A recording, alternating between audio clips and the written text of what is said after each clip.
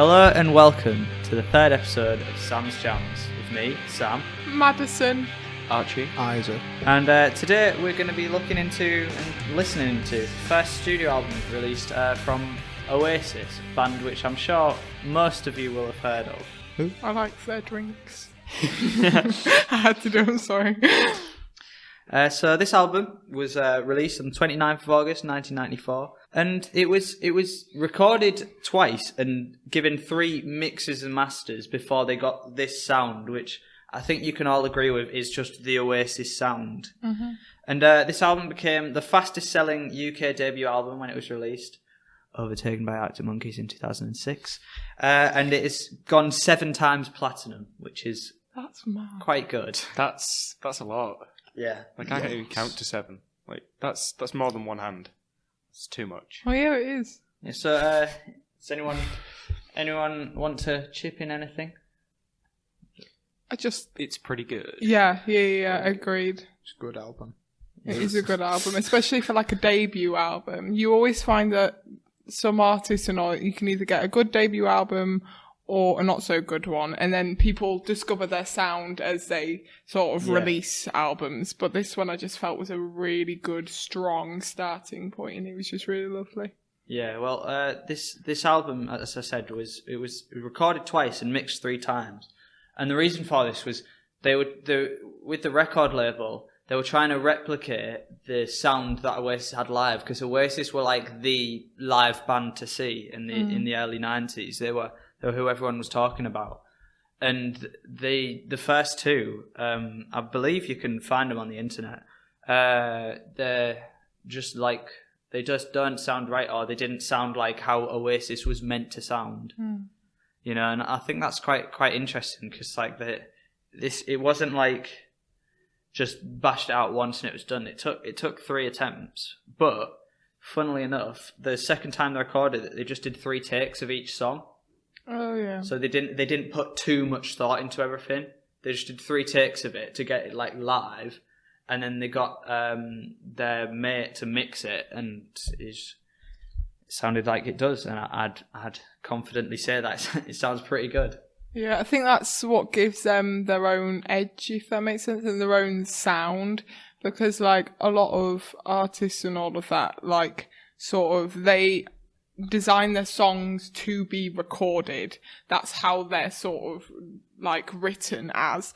And especially being like a live artist, it gives you that edge of when you are live, it sounds just as good as it does on the album. And I think with this album, you can definitely tell that. Yeah, I mean, it just does sound incredible. Yeah. I can't really say much more.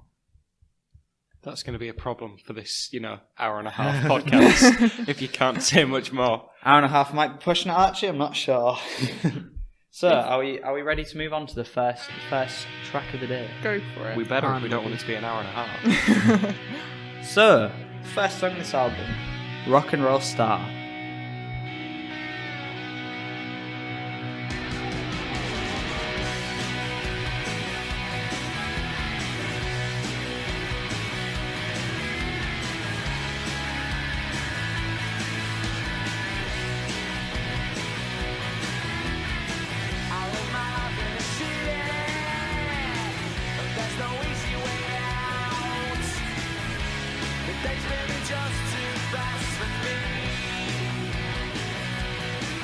So, the first song, Rock and Roll Star. What's your opinions?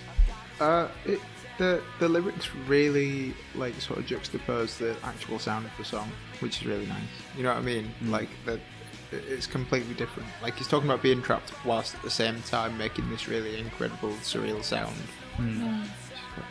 It's got a really nice groove to it. Like it's not clean cut, which you find with a lot of them, but it's not like straight to the point sort of. It's got that like almost like realness to it, and like it flows, and it's just like even with the vocals, it's just lovely to listen to because you feel like you can groove to it.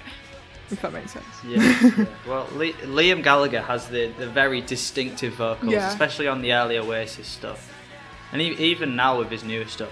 He's got that sound that no one can really replicate, you know? I think it really gives it more of a sense of personality. Yeah, and like I find that with a lot of like great artists, like you listen to the radio and all that, and a lot of them sound the same. Like I love the music that you can hear on the radio, but a lot of them you can't tell who is who for some of them. But like that, he's got such a distinct vocal, and even like their whole entire style of music in a way is so distinct that you know that it is them. Yeah, well, they were quite distinct because obviously they were very rock and roll, as the song says, but they were quite distinct within the 90s, because the 90s was a time when it was kind of like the mods and rockers thing again. There was grunge emerging with bands like Nirvana. They'd just become massive. There was obviously bands like Blur, which Britpop battles hadn't started just yet, but obviously Blur existed. And there's just this whole contrast between rock and roll with Oasis going just overdriven guitars, the rhythm, the lead guitar, that's what it's about, to these like more experimental sounds. And I think that makes them kind of stand out a bit, just using the simplicity, because the creativity of their sound comes from the fact that they were quite limited with what they could do originally. Yeah, it definitely it sort of singles them out throughout everyone, and I think that almost came to their advantage in the fact of, like, as you said, like it was like a very rock and roll sort of heavy time, I'm gonna say, and which they did have, but they'd almost put their own twist on it, and they'd sort of like mellowed it and like also added some different things to it. And I think that's what made people think this is really good. In a way, I think that they helped the movement onto the music we have today, because you've always got to have that sort of can't think of the word. That experimentation. Yeah, in a way, to be able to move on to something else. Yeah. And I think they definitely contributed towards that, and they helped that movement. Yeah. Feels like there's always like a million bands and like artists that are like blending into what's happening. Yeah. But there's always a few that just, no matter what song of theirs it is, it stands out. You can immediately tell which artist. And they're the it is. ones that you remember. When Oasis comes on, you know it's Oasis. Yeah. You're not confusing You it for got anyone Noel Gallagher's else. guitar screaming over the top, and you got Liam Gallagher trying to scream over that. Yeah. I do think that's what makes a great artist, is in standing out and knowing it's them, because they will be remembered, because that is their own sound. It's not like they're trying to fit in, and that's the same with Oasis. That's what makes them so amazing, in a way. Yeah, I think apart from the Beatles, really, they're some of the biggest musical icons that we've got in the country. You know what I mean? Yeah. That we've had in the country. Yeah, definitely. The Beatles are one of their biggest inspirations. Like Liam Gallagher and Noel Gallagher, they don't really shut up about that. Liam Gallagher's idol is basically John Lennon, and they wanted to recapture that sense of just rock and roll. Because obviously, when sometimes people say, well, guitar music isn't popular, rock isn't popular, and as a person who listens to rock predominantly, I think, well, what are you on about? There's loads of it around. But then when you turn on the radio, it's like dance pop music, isn't it? It's this evolution of 80s synth pop that has turned into big drum beats over someone moaning about something. I feel and this isn't saying that pop music's shit, 'cause I can enjoy that, but you know, there's definitely the lack of guitar music now, especially more prominent than ever. But in the 90s as well, that was where that kind of started. I feel personally that music, especially that is played on the radio and all that, has, like pop music, has turned into more of this competition for who can get number one, not the passion of behind wanting to create the music, wanting to, you know, like write these songs from just loving writing them. It almost feels like it's turned into this competition. So then when you have like Oasis, and even like with Blossoms that we did last time, like it really shows that then they stand out, because you can tell they're doing it not for fame, not for popularity, not for anything. They're doing it because they want to make music in a way. Like there's always going to be, there's always going to be that rock and roll star. So there's always going to be that like underlying thing of you want to make it and you want to like put your music out there, because it is an industry in the end of the day, and it's a difficult industry to get into. Yeah. But you've always got to have that underlying love for what you're doing, and not let the fact that it's this massive competition override your music, because then that's what makes you remembered, like Oasis. As much as, again, as you just said, like, it is this competition, but they created this music because you can tell this is what they wanted to do. And again, they're still around now, not together, but they're still here. And it's put them in history in a way. Yeah, this album it cemented their place in history among rock and roll legends, and they fulfilled the tale of the song, because the song and the album as a whole is kind of about the working class struggles, and especially this song. He's saying he wants to slow it right down. Yeah, days moving just too fast for me. He's saying that his life's kind of going places he doesn't want it to, and he wants to just take a time out and just go, wait, no, what am I doing? Why can't I focus on my dream? Why am I doing this working class job laying bricks, you know? Yeah. And I think it's kind of like, it's kind of inspiring to think that these were just two regular people, well, 5 in the band, but 2 regular people in this band that just, they achieved their dreams, you know? Yeah. And like, I think the actual melody of the song also reflects that, in the fact of it's got that very like slurring sort of feel to it, where it all kind of guides into each other, and in a way it is a bit like slowing down it all and like making it, and it reflects the lyrics basically. And I think that's just, it's really clever. Again, you can tell they've thought about it, and you can tell that they've like really put their heart and soul into it. Well, yeah. It's like as if you've just tapped into Noel Gallagher's mind and just gone, what are you thinking right now?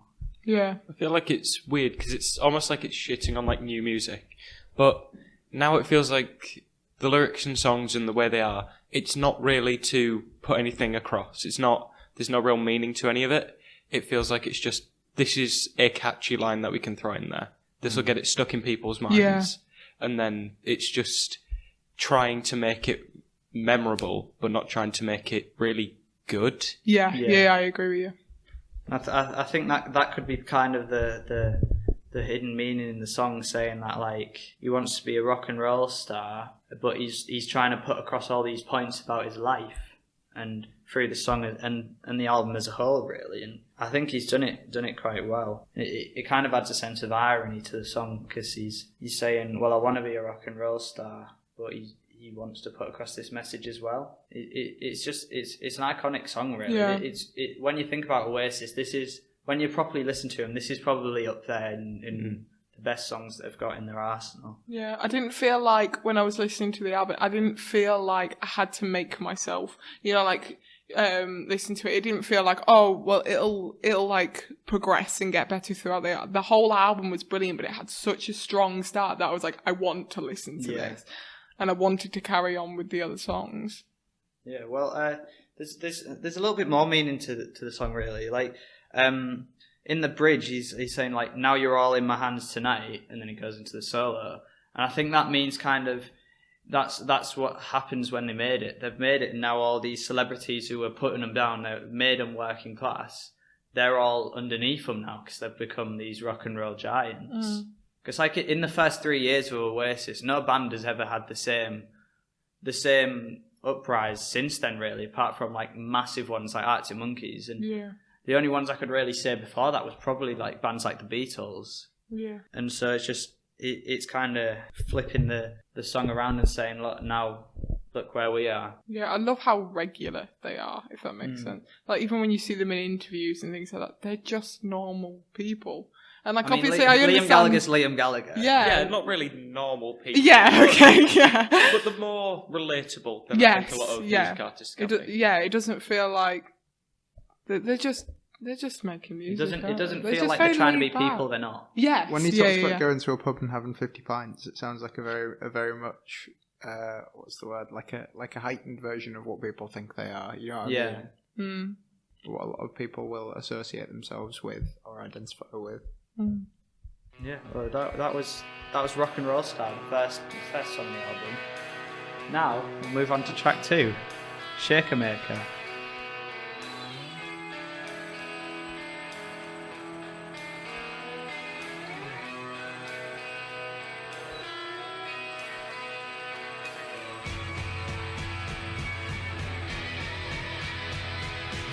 strong opening. I feel like all the songs on this album have quite a strong opening to them. Yeah, they've got a distinctive sound when you first listen to them. This one's kind of it's kind of leaning into psychedelic rock a bit, and this one I can kind of hear the Beatles inspiration from it. Like I could imagine that guitar line to be on a song from Sgt. Pepper's, on a song from Magical 100%. Mystery Tour, you know. That could be on a Beatles album, but it's here on a rock and roll album in the 90s. And it's quite it feels it feels like it's a bit on more of a down note than the previous one, which I think is important when you've got a song that's so sort of uplifting at the start. Go, no. This is not going to be that fun. Oh yes, the opening lines, I'd like to be somebody else and not know where I've been. So it's kind of it's kind of a downward turn in the lyrical content, saying like, you know, my life is not what I want it to be. I want to do something else, which kind of extends on the meaning of the first song, but in a more somber and it's slowed down as well. You can tell he's dragging out the words, he's singing slower, and I think that kind of adds to the sense of the song. Yeah, it's like the whole meaning and also just the whole song ties in well together. It doesn't feel like they're all different aspects. You don't have like the backing and the vocals, and you don't have all of that. You have it all tied as one, and it works. It works really well. I mean, and obviously the first one was like relatively like fast paced to it. Yeah. And in the lyrics it was, I want to slow it right down. And then we go into this second song, which is And he's definitely a literally lot slowed it slower. right down. It's like showing it, and it's actually developing through the album. If I said the line, I'd like to teach the world to sing in perfect harmony, would that ring a bell to anyone? Yes. Yeah. Because the melody is exactly the same. If you listen to that song, I'd like to teach the world to sing. But if you listen to that song, you can hear where it came from. And another little add-on to that is that a tribute band did back into this song, but with the lyrics to that song. Oh my god. And it got to like 26 in the charts. Oh my gosh. Seriously. Yeah, and so God. that's pretty funny. But yeah, this is one of the songs that kind of shows off Noel's songwriting ability, because Noel has a talent to write incredible songs very, very quickly. And this one isn't really an outlier to that, because he finished this song. He had the first few verses written down, but he didn't know where it was finishing. And he was on the way to studio in a taxi, and he was just like, right, I'm going to finish this song. And then he just wrote it. And so like he's got references to Mr. Clean by The Jam, cartoons like Mr. Ben, which I think was one from the 70s or 80s, which was kind of around when they were little. And then so the story goes that this taxi was stopped at a traffic light outside of a record shop that they would go to quite a lot, him and Liam together and separately, called Mr. Sifter. And so Mr. Sifter sold me songs when I was just 16. Wow. That kind of it's just about them going out buying records and listening to them. Because Liam Gallagher said that after the day that he got smacked across the head with a hammer, that's when he started getting into music. And he'd buy a load of weed, go down to this shop, buy a record, and then just lay down in his garden or in his bedroom and just listen to this record that he's just bought. And I think you can kind of get that feel from this song, you know. It feels kind of relaxed and slowed down, like you're just taking time to listen to something. Yeah. Lo-fi smacked over the head with a hammer beats to chill. Yeah. I seriously wish I could just get hit in the head with a hammer and then be able to write Then this. be Liam. Well, Like, Liam didn't write this. Noel wrote this. Yeah, but if I was hit in the head with a hammer and suddenly getting like incredible songwriting ability, that's a fair trade to me. Yeah. I think I'm coming out better on that. Honestly, whoever gets to hit me with that hammer, I would be paying. But yeah, this song it kind of has downbeat and upbeat moments, because like in the ending and it's stuff, it says, when you're happy and you're feeling fine, then you'll know it's the right time to shake along with me. So I think that's kind of them saying that, like, look, go away, you know, we don't want you to be ruining how we're feeling. This is our happy moment. This is where we are happiest, making music or listening to music. And so he's saying, if you're just going to be boring or sad or, you know, not enjoy it, just Go Away, and then Shake Along With Me, just kind of like getting that mindset. Get with a vibe. Yeah. Yeah. Get with a vibe or get the fuck out. Exactly. That's basically this song Yeah. summed up in one line. But yeah, I really like this song. This is one of my favourite Oasis songs. Yeah, like definitely, even as you've just said, like whilst I was listening to it, I almost felt like I was taking in the song even the first time that I listened to it. Like a lot of songs, you sort of skim listen to it, and then you go in and you like listen to all the lyrics and like find them. This one, I just felt like I was just sort of sat down and I was like fully invested in the song. Yeah, it's a great second song for the album, and it kind of extends from that first song in a way. That in fairness, the first one does slow down towards the end of that song breaking down, and then it fades into this one, and it's incredible. And it's got such a different. It's like, it's weird. It's got like a similar but different feel to it. And like, I find like with other albums, if the second song and all that is the same as the first, I sort of start thinking, here we go, like the whole album's going to be exactly the same, like one song after another. But because it was so contrasting in a way, it was like they've got different styles, they've got different ways, and like, I really liked it. Yeah, well, yeah, it's just great. So that was track 2. We'll move on to track 3, Live Forever. Maybe I don't really wanna know how your garden grows, 'cause I just wanna fly. Lately, did you ever feel the pain in the morning rain as it soaks you to the bone? This is possibly, well, yeah, this is probably the biggest song off this album. Yeah.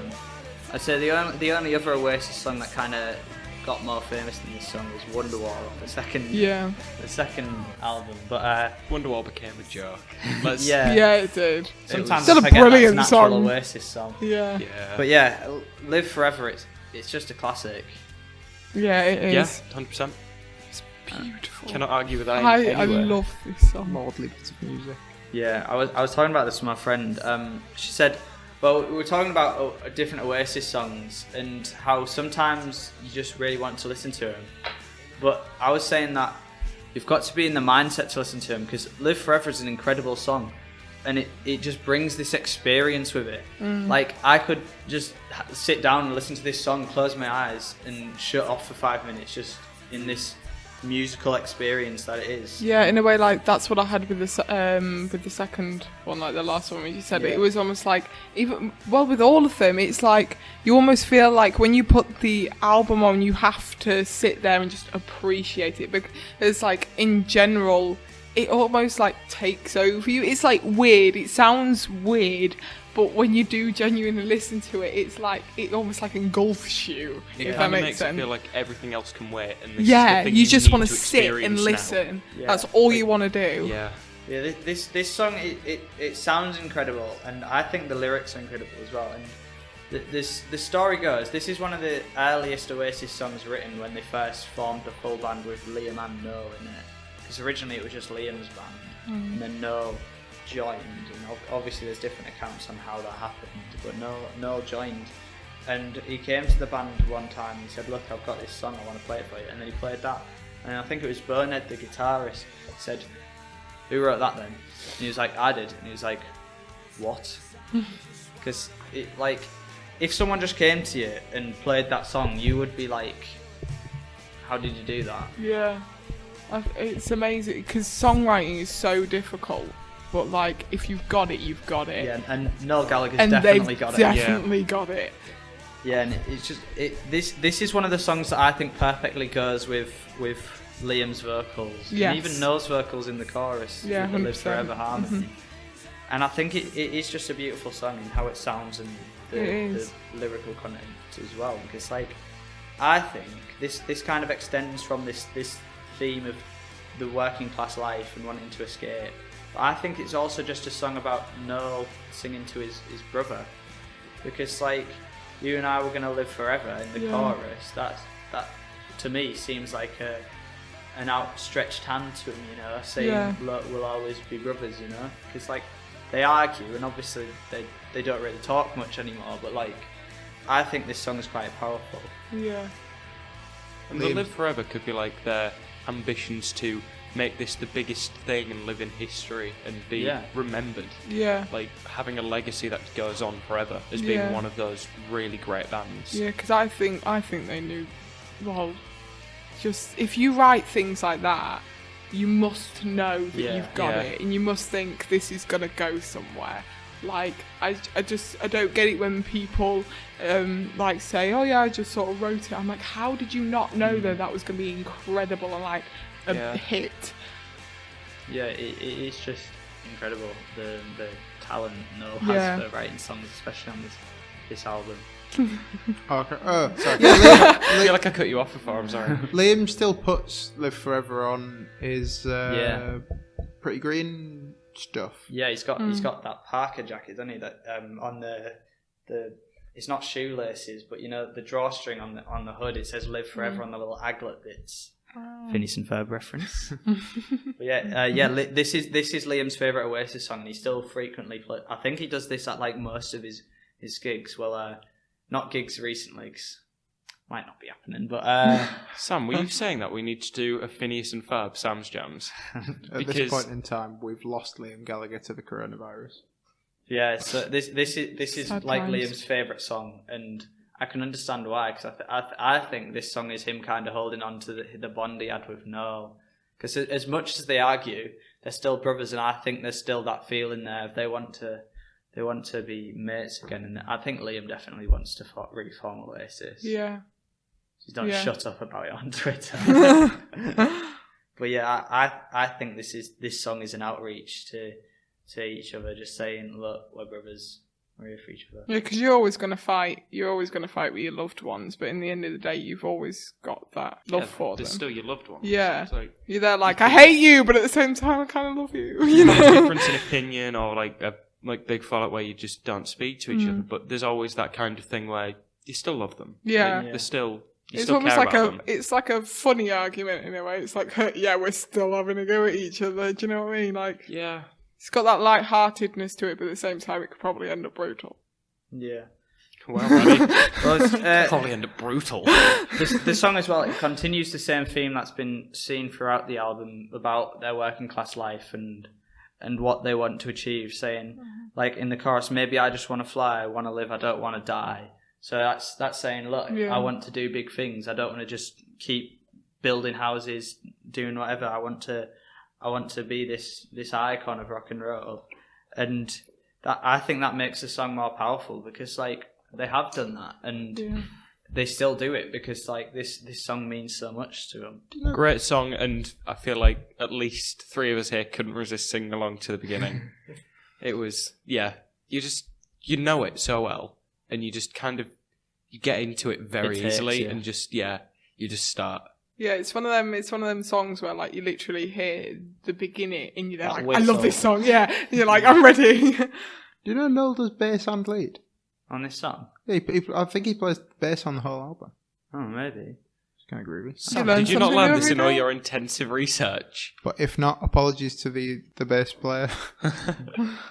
Yeah, I feel kind of bad because I don't really know the band members. It's probably like Bonehead, Shagmaster. There is. Oh, it's Giggsy. Giggsy is the bass guitar. But I assume Noel probably played bass on some songs as well, because he's probably written quite a lot of it. But yeah, Noel has an incredible songwriting ability, and like I feel like I keep sucking up to both of them, but like obviously they are incredible artists and musicians in their own, because like obviously they've done this, they made this. Yeah. And this is an album that probably most people in the UK and possibly in the world have heard. Yeah. I feel like everyone's definitely heard a song from it at least. Yeah. Like, It's one of them like albums where you're there like, oh yeah, I probably might know something, and then somebody will put the song and you're like, yeah, I know that. It's like you don't know that you know them till you hear them again, if that makes sense. Yeah. It's a rite of passage bit of music. Yeah, well, this is the song that got me into Oasis back in the day, because my mum and dad used to play me Oasis all the time, and I used to listen to this song like on repeat, and then I decided, you know what, no, I'm going to look in more into what they've done, and great. So yeah, that was track 3, Live Forever. Now moving on to track number 4, Up in the Sky.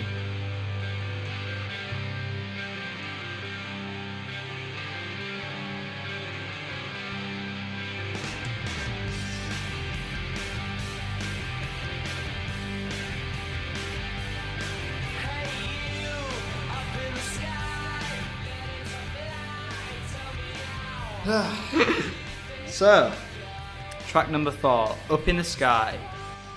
Strong start.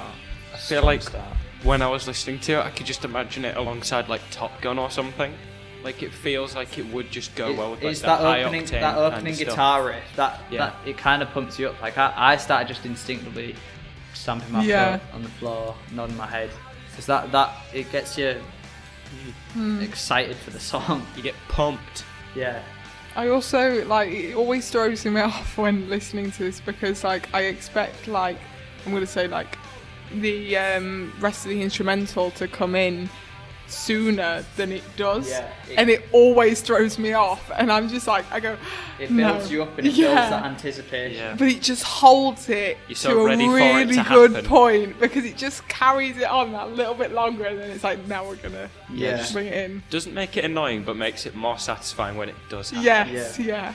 But Noel said this one is about people who think they're like the figureheads of movements, but they're just completely disconnected from everyone else. That they've lost the whole spirit of it. 'Cause saying, "Hey, you up in the sky, learning to fly. Tell me how high do you think you'll go before you start falling?"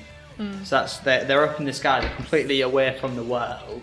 They're living on a different planet, and he's saying, "Look, mate, you're gonna fall back down to earth at some point. It's not with the rest of the people who they're supposedly Yeah. saying they're with." Yeah.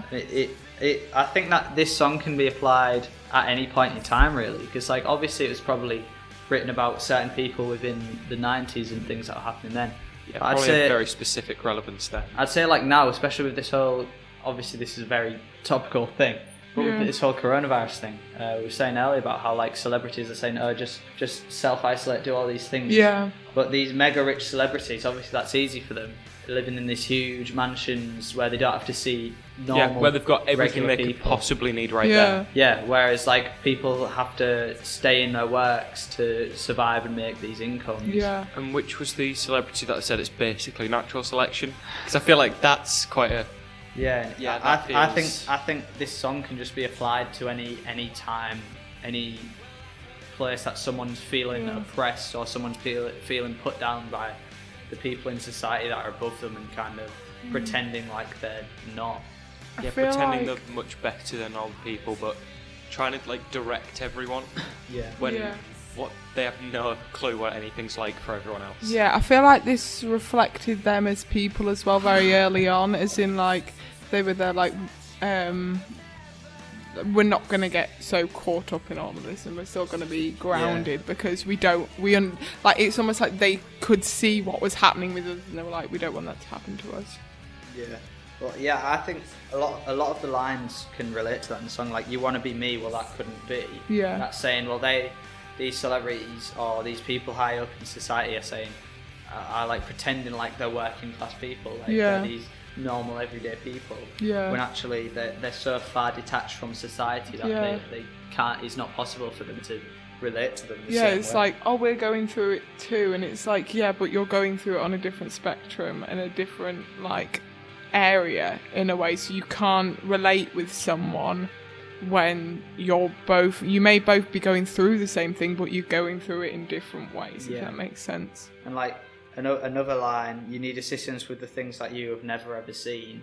So these are things that are normal to these regular people, but like it could be things like, obviously this is a bit of a stupid one, but like people who like don't wash dishes because Yeah. they rely on a dishwasher or things like that. Yeah, yeah, They're it's so far true. detached and so far away from a normal person's life Yeah, that they need help almost trying to cope with what normal people put up with. Yeah. Like, the main line going into the guitar riff is, "How does it feel when you're inside me?" yeah. Which could be misconstrued. Well, we as- could take that extremely wrong.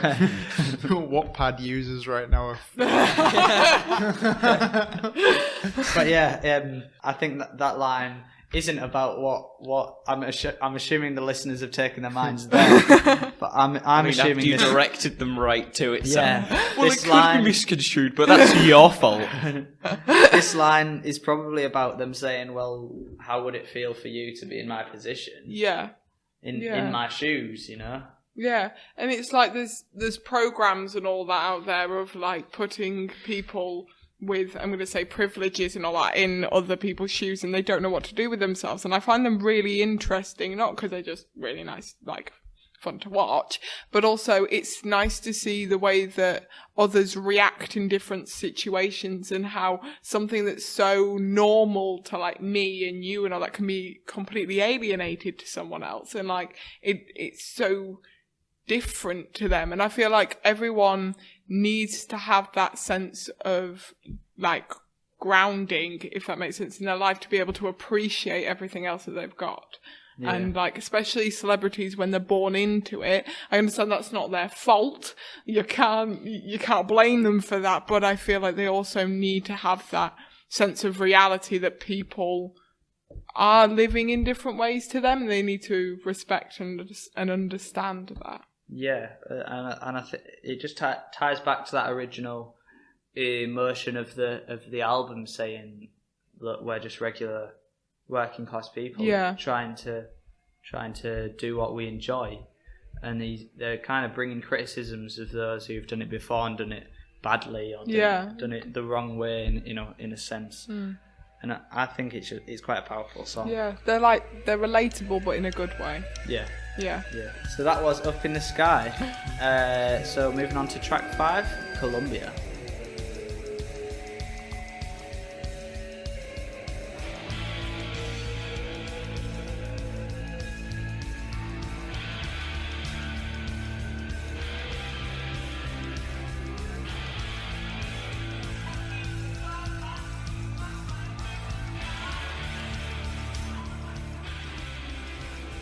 This is my favourite one. Sorry, I love this. Really? I think it's probably one of my least favourites. This is my favourite. I do like this song, and you've just heard that. The opening sounds a bit odd. Yeah, that's why I love it. The reason for that is because it fades almost perfectly from the ending of the last song into this one. Yeah. And I just love listening to that. Yeah. And like it sounds bad, but like great. Good, yeah. Yeah. I thought at first, when I first listened to this, there was something wrong with my headphones. And I just love how distressing it is to listen to, but then how everything slowly forms. Ties together, it's almost like this mishmash, and then piece by piece everything gets put back together normally, and I love it. Oh, sorry. Well, this song is quite a distinctive name, Columbia, and obviously that can be related to certain things, but actually it relates to a different one, because this song was written whilst on acid. Oh. And I think the title kind of does the same thing. Yeah. But, fun fact about this one: Liam actually supposedly wrote the chorus for this one. I can't tell you the way I feel. It's the way I feel is also new to me. And obviously that could be seen to just be about them taking drugs and having that experience. But I think as well it's kind of the experience he's had of being in a band, having this rock and roll life just rise up to him, because I think this was one of the later songs written on the album. It just relates to the experience that they had, how becoming this new massive live band in the 90s and everyone wanting to see them. And so that chorus is kind of saying about how quick they blew up, and he doesn't know how to feel. And like, especially with the opening line, there we were, now here we are. So saying like, it's happened so quickly, it seems like we've just moved a massive jump in this short amount of time. Yeah, it's like their lives have juxtaposed so quickly. They've gone from very little to so much. It's almost like in his head he can't quite process it, if that makes sense. And like, I quite like the beginning, because then it also links with this of like, it's so confusing and weird and almost a bit distressing to listen to at first. When it all comes together. Yeah, it's almost like his brain's a bit all over the place and he's a bit confused and all that, but eventually it will come together and it will all start to make sense a bit more. But it will take time for it all to move together, because I felt that the opening to this was quite long. A lot of songs just go straight into the lyrics and then it's straight to the chorus, and that's how they go. But this felt like it was a very long process, and I feel like that reflects the fact of that it's gonna be confusing for a while, but slowly but surely it will start to make sense again. Yeah, well, that one as well. It took us about 2 minutes to get through the opening and then out of the first chorus, which is quite, like as you said, that's quite a long time, especially compared to modern pop songs, which is like usually the first thing you hear is someone singing.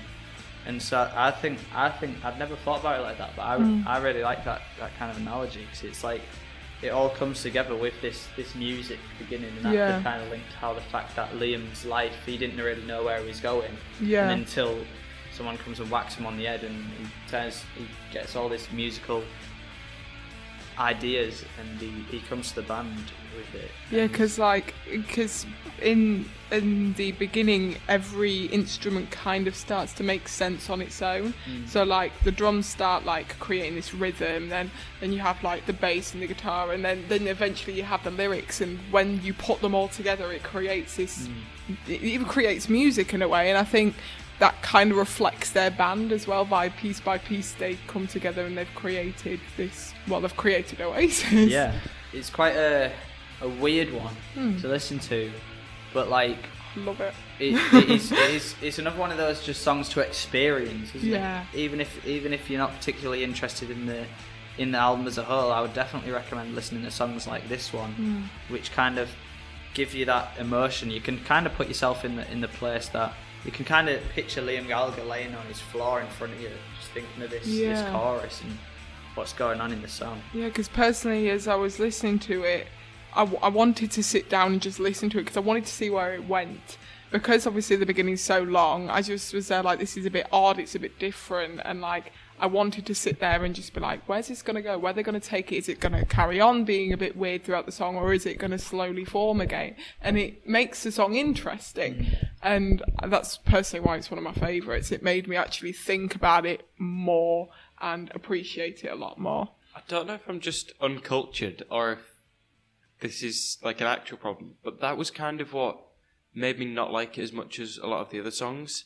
Like, I felt like I couldn't coherently follow this one as much. Yeah, I feel, like this one felt like kind of jarring to me. Yeah, I get what you mean. I feel like it's one of them songs where you either, like, everyone kind of likes it, but you either love it or it's just, it's average. It's kind of like Marmite. Yeah, in a way, Because Marmite, you love it or you hate it. And Yeah. I love it. I cannot say I hate this song at all. How dare you? There is no song on this album I hate. Yeah. I like all of them. But This is this just is just probably one low where- down there. It's one of them ones where you would skip it if you had to skip a song, if that makes sense. I can agree. Well, kind of put myself in Archie's position, because obviously I've not been a massive Oasis fan for my entire life, and when I first listened to Oasis, I would skip this song. But now I don't think I could do that, because like if it comes on, I'm just listening to the whole thing, you know. Yeah, I get what you mean. Yeah. So that was track 5, Columbia, prominent song on the album. My but personal favourite. I wouldn't argue to say it was one of my favourites too, in honesty. It's further proof that Maddie is extremely bizarre. Thank you. So moving on to track number 6, Supersonic.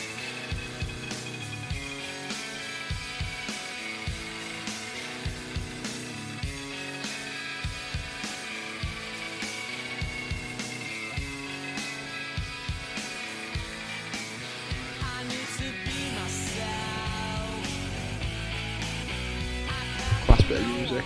Yeah. Proper good, innit, mate?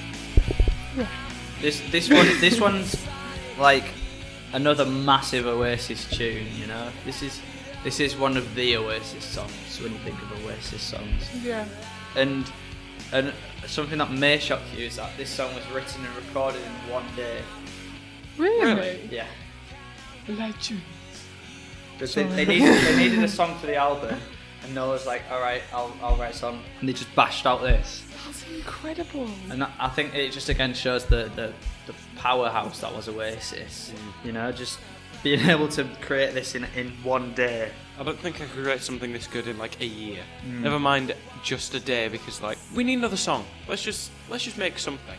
Yeah. But the And fact then that this they comes out. wrote it and recorded it in one day, because that's mind-boggling. Like, writing a song in a day, I could, like, that's typical. I get that. But then to record it and also, Perfect it. yeah, wow. Be this I'm good lost at it for in one words. day. Yeah. But yeah, this one, obviously that would kind of mean that the lyrics had less meaning, but I think they have kind of more of an implied meaning, or you can give your own meaning to it.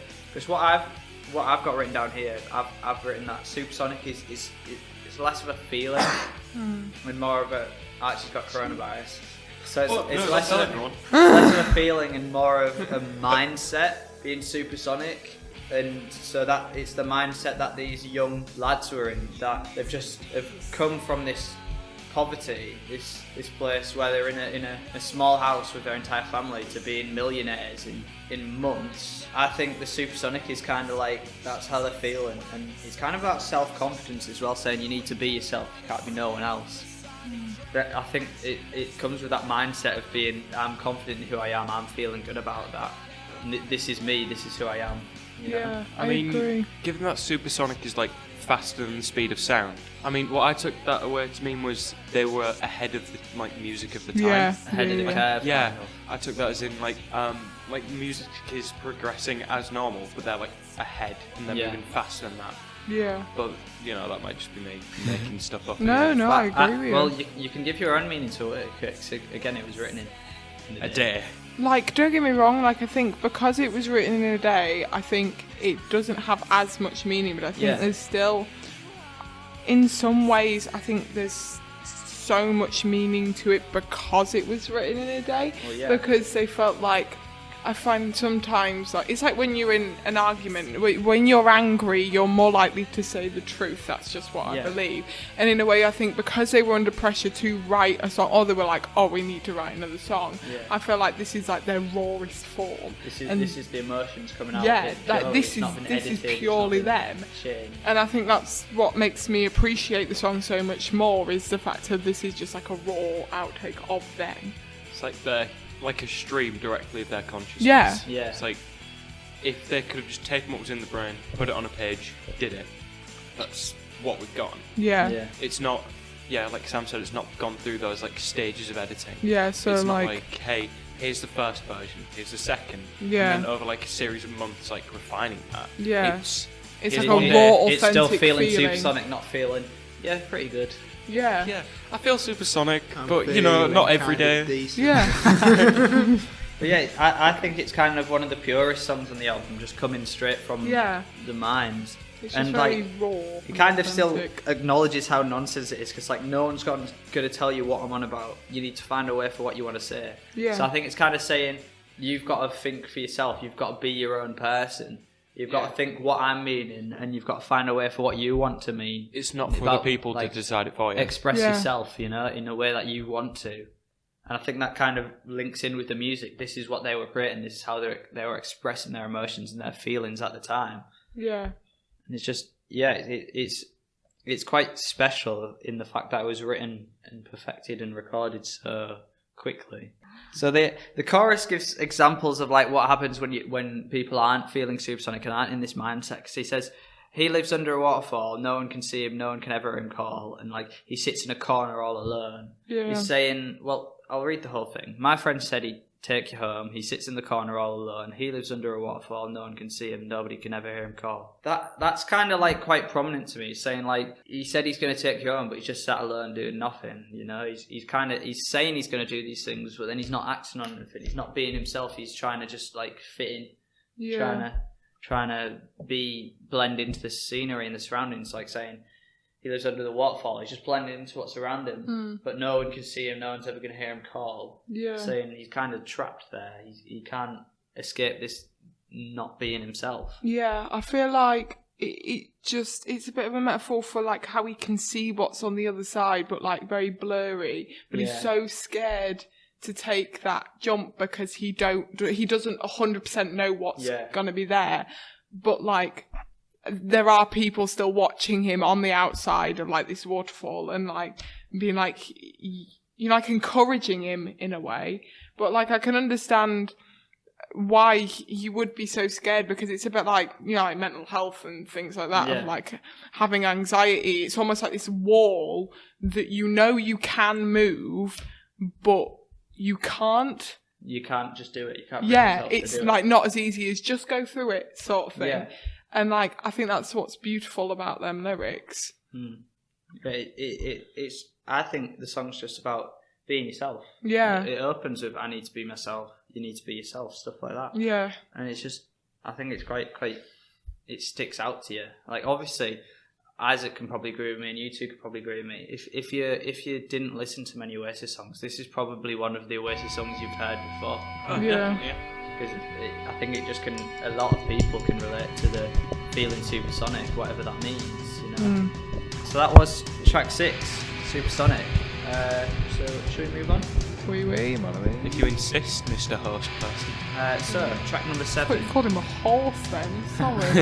Yeah, Mr. Horseboy. Go on, Horseboy. So track number 7. Bring it on down.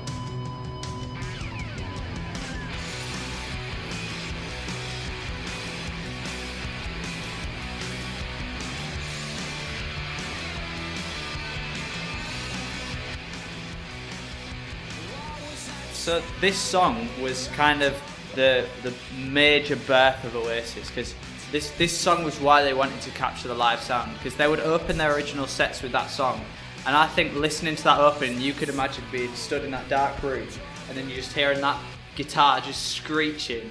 Yeah. That's the It starts excitement. out like really dissonant as well, like between the sound, and then it gets like slowly more harmonic as you like get into the proper beat Yeah. and everything. Yeah. And I really enjoy that. Yeah. And I think this song is the closest you can get to an Oasis concert now. Because obviously I don't think they're going to be getting back together anytime soon. It Nope. seems unlikely, doesn't And it? I think this you can just picture that feeling, as I said, and I think it's another powerful song in the lyrical terms as well, bringing back to that theme of trying to rise up to the top, you know, from almost the bottom. And it's just great. Yeah, I liked this one because it had almost like a different feel to it, in the fact of a lot of them are very deep in their lyrics and also quite funky and different and all that with their tunes. Even like the slower ones still have like the iconic sort of like tunes and beats and melodies to them, but this one I just felt was like really powerful, especially at the beginning. It just sort of hits you straight away, and I really enjoyed that. It's more of an emotive listen, really. Yeah, It's less yeah. it's less rock and roll and more like you can feel that emotion coming from Noel playing that guitar. Yeah. Even when he's not even playing actual chords, that just opening, you know what's going to happen. And I think that kind of adds to the sense of the song being a criticism of society and what's happening. It's just he's saying things about like the upper class in society, or those who think they're above them, saying like your head's in a fish tank, your body and your mind can't breathe. So he's saying like these people are surrounded by their world, they don't see anything else, they don't know what's they're in their own happening, they bubble. don't know what they're doing to themselves. I think in a way that's why I personally love the arts, and I love like artistic sort of people, and also the arts as a whole, like music, Just the drama. expression of it. Yeah, it's the fact of I feel like because somebody can be like the smartest person on the planet, and also, but I feel like if you've got the arts and like you've got music and you've got drama and all of these like different things, there's a way of expressing outside of words, and I think it's beautiful to be able to see that there are these other pathways and all that of being able to connect with people. And I think that's the beautiful thing about music, and they just hit the nail on the head with the fact of they connect with people without standing there and saying a speech. Yeah, Yeah. if you've got like science and stuff, you have that intelligence, but if you've got the arts, you've got the Yeah, and I just Yeah. think it's amazing. It's a really talkative song. It is quite focused on the lyrics. Like the opening line, "What's that sound ringing around your brain? Today was just a blur. I've got a head like a ghost train." I think that's kind of. I think that's what someone said to them, or what they've taken from someone saying something to them. Because it sounds like they're saying, "Oh, you're crazy. You're mad.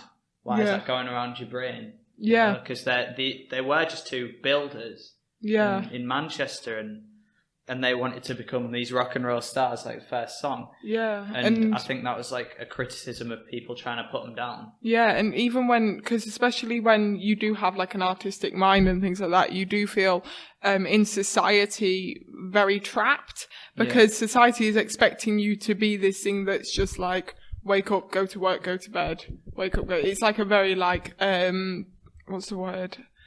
Robotic. Yeah, in a way. Monotonistic. Yeah, and like when you are artistic, like Oasis and like many other musicians and all that across the world, you want to create this almost like this different life for yourself. And when people are putting you down, like it's being said in the song, it puts you down, and it kind of starts making you sink in a way. But like with the fish tank, and it's just almost like you get engulfed by this like negativity of starting to think that you can't do it. But then like Oasis come around from nothing and build themselves up into this incredible historical figure. It almost gives you as an individual some sort of hope. And like that you can do it, because it is possible. You just sometimes need to be surrounded by the right people to be able to believe in yourself, to be able to do you're it. always like bigged up and like everyone's always so confident in you. That's when failing really hits you hard. Yeah. But if people aren't expecting anything from you, that's when like you can just completely blindside people with success, and it's insane. It's like Oasis probably, given like previous profession and everything, weren't expected to go on and be like these massive stars. Yeah. But now they're like completely household names. Everyone knows the songs. It's massive. Yeah. I think it comes from the experience of looking up at people and then being in the position that those people were, and saying, "Look, well, this is how you should do it." It's like it's saying, you think they're talking about you, but you don't know who. I'll be scraping their lives from the sole of my shoe tonight. I think that's him saying that you can get these people trying to spread rumours about you, or trying to create like fake news, which is a big thing now, or trying to just say things that aren't true. But then he's saying, look, no, I've done this. I've come from this position. I've done this right. And so he's scraping these people off his shoes. Because obviously he's succeeded in what he wanted to do. And it's quite a emotive song. Yeah, definitely. Well, so we've got track 8 now, Cigarettes and Alcohol.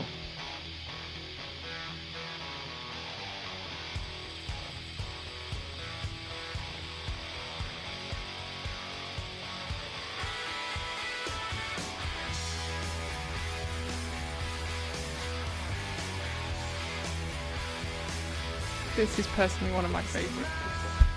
I mean, it fits your lifestyle completely, doesn't it? 100%. Maddie's life consists of hookers and blow, and that's it. Well, I'm sorry about that. I'm gonna shock you all. Oh my gosh. And, despite what it seems, Oh my gosh. the song is kind of against the title, No way. because it's kind of a sarcastic song. Yeah. So I think this song is kind of them saying what people think they think about, what they love. Just cigarettes and alcohol, getting drunk, like, smoking. no, we're more than just this stereotype you put across on us. Like those two-dimensional people who just kind of, they don't express what they think. They just go with what they think is like the right response or the cool response to go with. Well, yeah, 'cause, I feel like we've all done that. But like it's- in the verse, it's kind of the showing what their life was and how disappointed they were in it. So I was looking for some action, but all I found was cigarettes and alcohol. So that's saying he wanted to do something, but because the position he'd been put in through society, he hadn't been able to do anything. So he just had to turn to drinking and smoking. And so I think that's kind of him saying, well, you know, it's not this thing that we really need to celebrate so much. Yeah, and in a way it links with the last one, because like the more you go up to someone and the more you say to them you can't do this, the more they're gonna start thinking, well, obviously I can't, and then they will turn to things like cigarettes and alcohol. But the more you, like, obviously sometimes negativity is a good thing in the fact that it can motivate people, but certain people it will affect, and I feel like that's what this song kind of reflects as well in the fact that they're like, you told us all these things, but you thought we were going to turn to cigarettes and alcohol, and we were just going to turn into these nothing things, but we're going to make it happen, basically. Yeah, well, in the chorus as well, Yeah. you've got to make it happen. It's kind of him saying that, like, you've got to take action in your life to be able to complete these things and to be able to rise up within society. It's not something that society's going to hand to you, because obviously it's going to be against society. You And can't so, be like passive and gain all the success and everything. yeah, they like If you they just like passive, you're work just gonna hard become for this. They everyone made else. this band, and so obviously I think it's kind of saying that, like, look, you got to work, you've got to put this in, but also, like, this is what society's going to do to you. When I was listening to this as well, I liked the fact that I felt like I was in the studio with them. Yeah. I felt, because obviously there are, like, especially at the beginning, like little background noises and things like that of just like little talking, and it felt very real, and I loved that authenticity of it. I loved like the realness, and it made me enjoy the song even more than I still enjoyed it anyway, but it was the fact of, because I felt almost like as an audience member that it was just so normal in a way, and I think that again reflects the fact of, even though like they say in the song, they're going to make it happen, they've still got this realness to them. They're still like these average people in a way.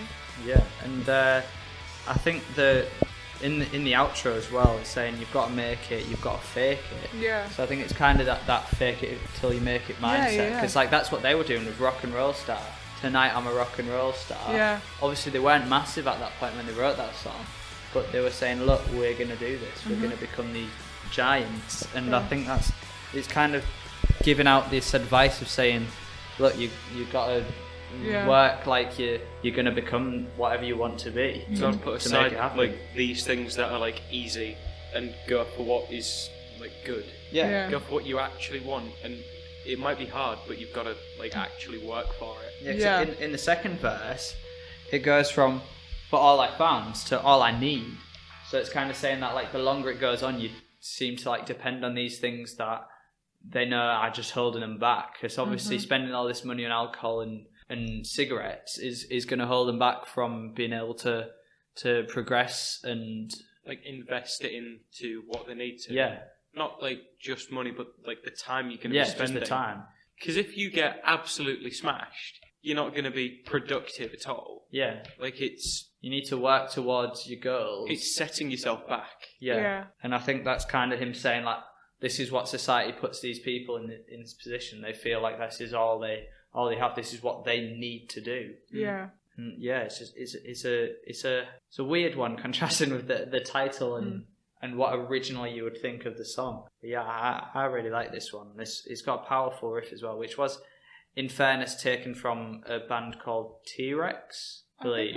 But yeah, it's a powerful song, and there's a video from when they played at Wembley one time, and Noel comes to the very front of the stage, and everyone's like quiet and kind of cheering a bit, and then he stands there, and he just plays literally the first line of this song, and everyone just starts cheering. Yeah. There are Because some songs that just affect people like that. Yeah. it's kind of Just a hearing working it. class anthem, if you know what I mean. Yeah. And yeah, it's quite just powerful in meaning and sound. Sorry, I just laughed because just at the idea that a song called Cigarettes and Alcohol is a representation. That's all we need. But it kind of fits that stereotype, doesn't it? Because that's what people would probably think. Yeah. But then if you actually listen to the song, it's against that idea of just turning to these things to waste your time on, because you can't do anything else. Yeah. It's the world's coolest educational. So yeah, that was track 8, Cigarettes and Alcohol. We'll move on to track 9, Dixie's Dinner. The best one.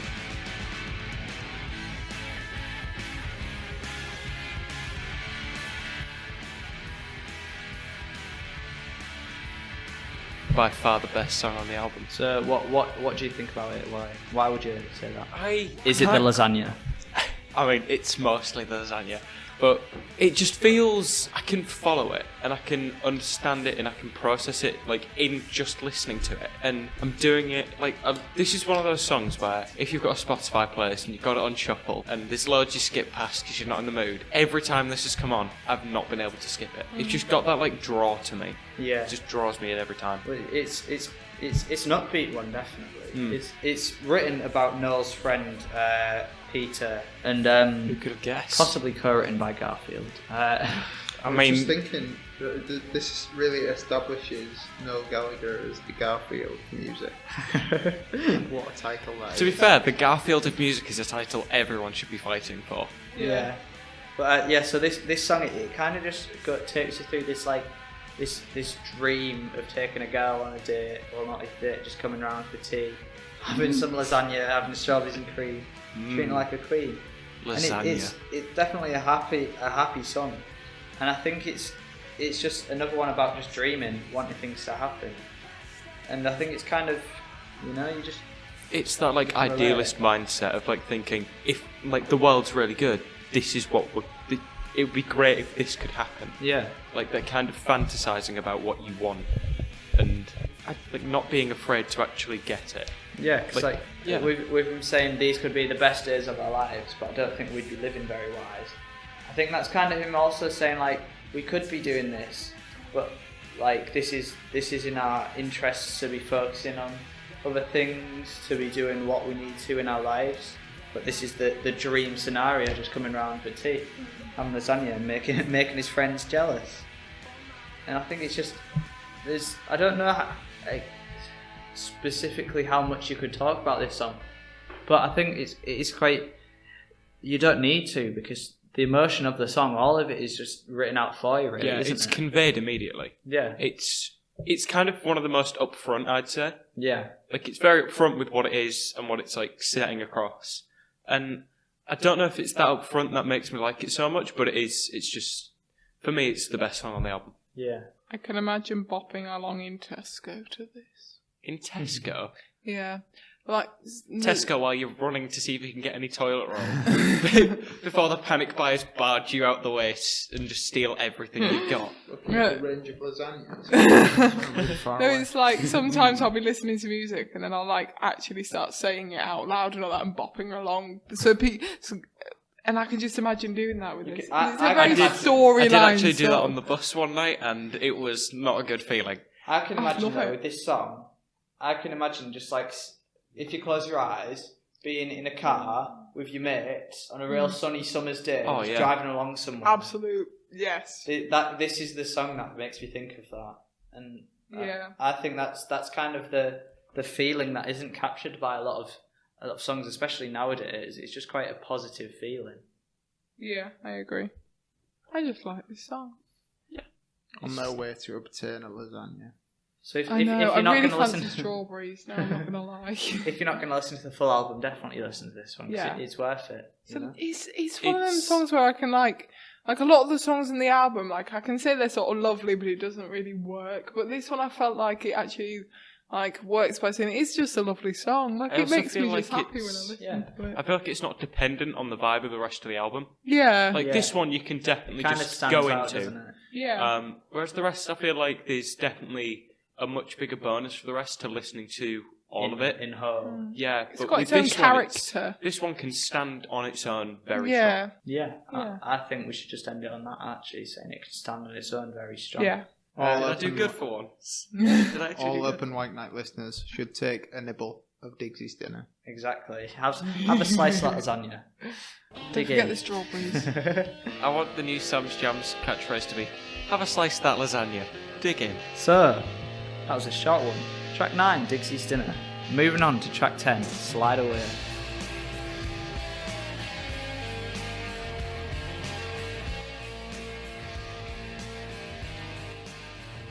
Slide Away. I love this. This one is the ballad of the album. Maddie, Yeah. you I'd, love I'd say every most, I love the most, album. most rock albums especially have the one big ballad where he's putting all his heart right on his sleeve, Yeah. saying, "Look, this is me," and Yeah. this is definitely the one. Yeah, 100%. I mean, It all, makes me I smile. feel like all good albums need that. They need like every song can have a message, but it means a lot more when it's like directly from someone's heart. Yeah. Like they're spilling it out.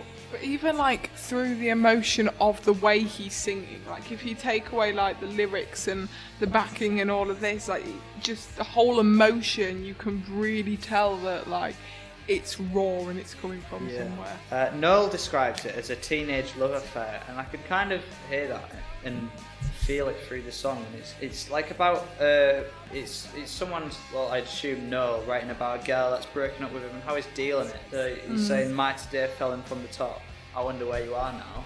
Things like that. Yeah. And he's saying like what happened, what was my normal everyday life has just collapsed in on itself. He can't help but find himself thinking about what this person's doing or what's happening with them. And it's just quite emotional. Like that complete collapse of thinking about yourself and just like focusing on this one other person. Yeah. And I think it's a song about reflecting on the relationship they had and like thinking about the time he had with this person. It's like, now you've gone and knocked me off my feet and I don't know what you're saying to me. So he's saying that like, well, you blew me away, I was so madly in love with you, and now you're saying that we're breaking up, and like what's happened, where's this come from? And it's just a feeling that I think a lot of people can understand and relate to, and I think it's what makes this song so powerful. Yeah, I agree with you. It's one of them songs that personally really hits me. Like I just like with a lot of them, like you just want to sit there and listen to it. But this one, like I almost had that like feeling of, you know, like I think it was the second song you said that you said that you could just like close your eyes and just listen to it. In a way, that's it for me. I can just close my eyes and just let it almost take me away, if that makes sense. Yeah. No, it hits you, doesn't it? Yeah. It's a song you can feel rather Yeah, than it's listening so to. emotionally powerful. Yeah, and like the chorus is kind of them trying to like bargain with them, saying, look, we'll find a way of chasing the sun, so we can do this, we can work through this, and we can do this together and have these amazing experiences. But I think that's him trying to lie to himself, saying that they're gonna get back together when maybe The sun ultimately, always sets is all I can say. yeah. Trying to desperately piece together this thing that's beyond repair. Yeah. Yeah, and it's quite just a powerful feeling. Yeah, I agree. Love that. It's a song more of feeling than of words. Yeah, and because it's not a particularly like lyrically complex song. Like with the first time we did Tranquility Base, that had a lot of like complex hidden meanings and hidden things behind it. I built a taqueria on the roof. This one's just straight to the point, straight to the emotion of the song, saying, "Look, I'm sad. This is a sad song, but it's not a sad song." Oasis. But yeah, it's just saying this is my emotions. This is how I'm feeling. This is how I feel about you. Yeah. I think that's all we've got to say on that one then. Yeah. No. Fine, say some more then, Sam. Go on. So, yeah, Comment more. To add to the powerful nature of the song, I'd say the guitar on this one is one of the most powerful ones on the album. Like this is one of the ones you can just remember, and when the opening starts, you can just feel that the wave of emotion hitting you as it plays, and you just feel so enveloped in this feeling that Noel and Liam and the rest of the band have created with this song, and it's incredible to listen to. Yeah, I think this is definitely one of the most heartfelt songs on the album. Yeah, just a good song. Lovely. So now we take our listeners on to the final song of the album. What's that one called, Sam? Final song actually is called "Married with Children." I thought you were Well, going that sounds wonderful, Sam. Can we hear some of that?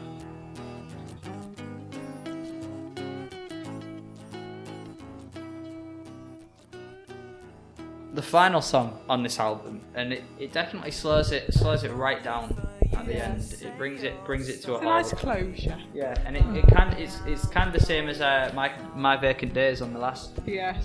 one. How it just it sounds like you could just be sat next to Liam and Noel, just sat in their house in Manchester, just with the acoustic guitar playing this song. Yeah, it doesn't leave you like revved up at the end of it.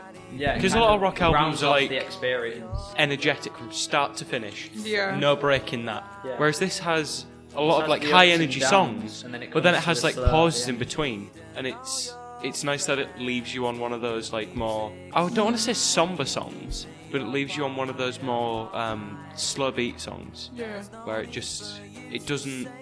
it's not super jarring to go to anything else afterwards. Yeah, I agree. Yeah, and I think it's kind of the perfect ending for this album, especially after that last ballad with Slide Away.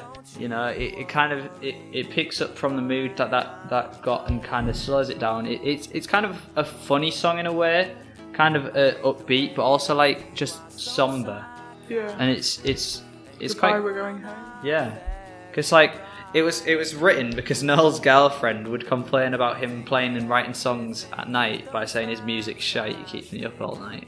And I mean, imagine being Noel Gallagher's girlfriend and saying his music's shite. But yeah, so yeah, it was written about that and like just feeling that feeling of, it's called Married with Children. Yeah. It was just his girlfriend at the time. They were young. They were like late teens, early 20s. Yeah. But they said they're feeling like they're married with children. Yeah. It kind of nicely follows on to the last one as well.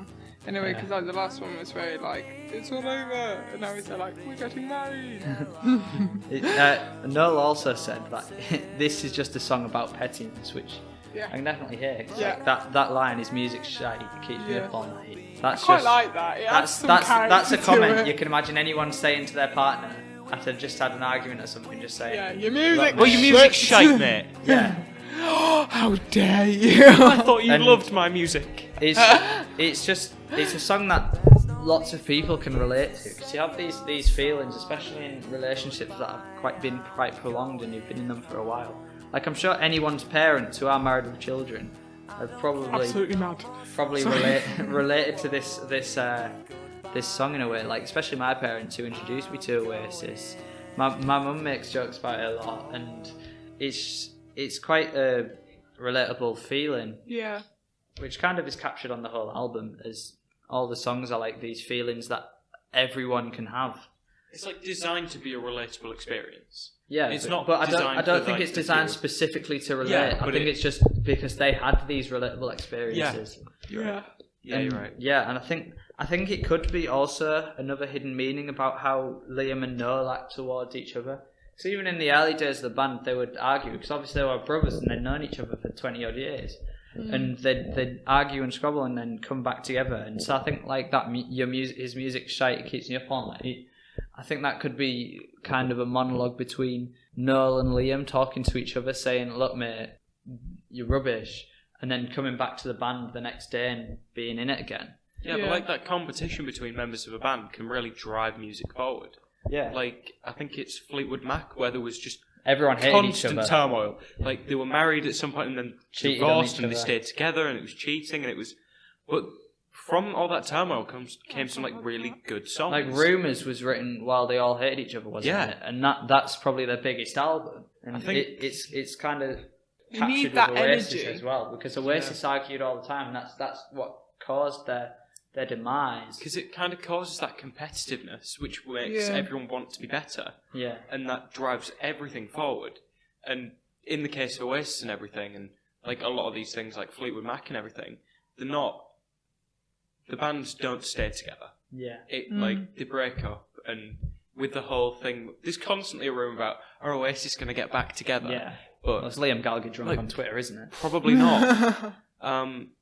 But No, he the says music he they will. did have was great because of that competition. Because of these powerful feelings between these two brothers. Yeah.